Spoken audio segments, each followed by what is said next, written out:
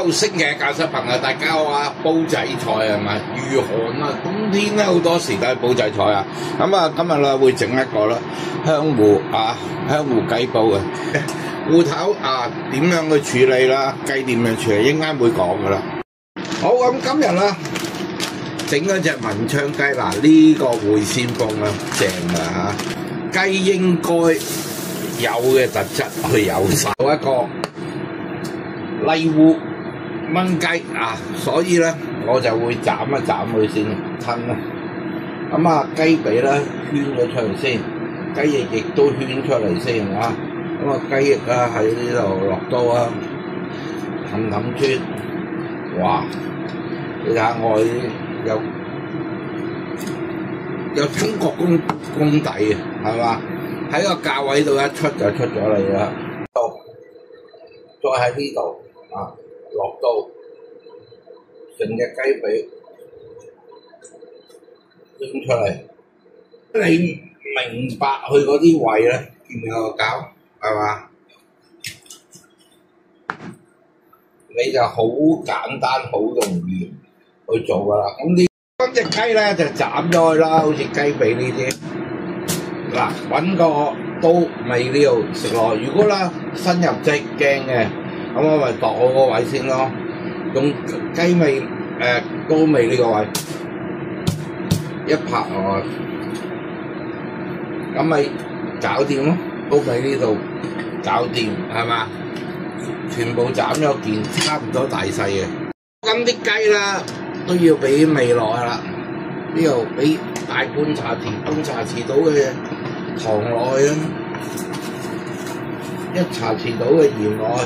雞咧受鹽噶，撈到咁上下啦，我哋咧再將一啲生滾水啦倒入去啦。好，咁個雞咧已經醃完啦，可以封少少油落去。好，咁芋頭啦，盡量買呢啲輕身嘅，越輕越好啊，輕身啦先至滾嘅。咁咧芋頭啦會有啲黏液喺度嘅，咁啦我哋啦刨之前啦，我哋唔好濕水住啊。好，咁啊，我哋刨乾淨之後咪切件咯。咁我哋今日啦，我哋嚟啦炆啦，所以咧我哋可以咧切翻厚啲啦。如果唔係咧，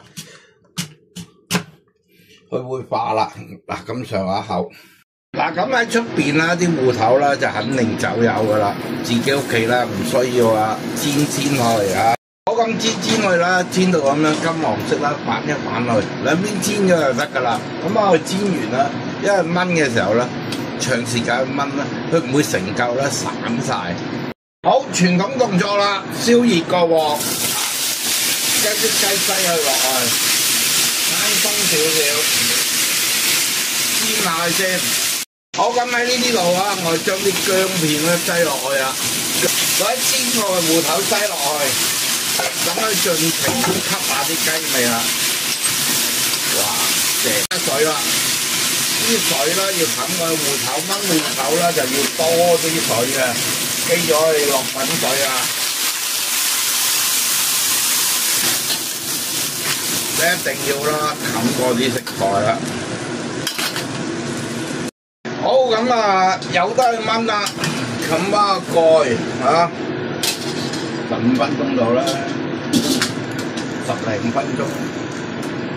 好，咁啊，咁再10分鐘啊，望一望先。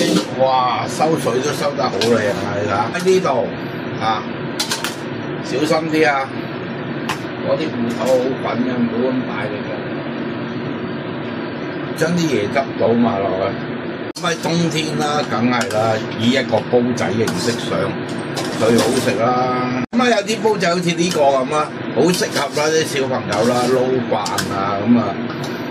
大人，所以咧芡我都唔落噶啦，夠噶啦呢度。咁我轉落個煲仔度啊，仔仔咧濺少少落去先啊，跟住我哋將佢啦擠落去啊，哇！即刻啦，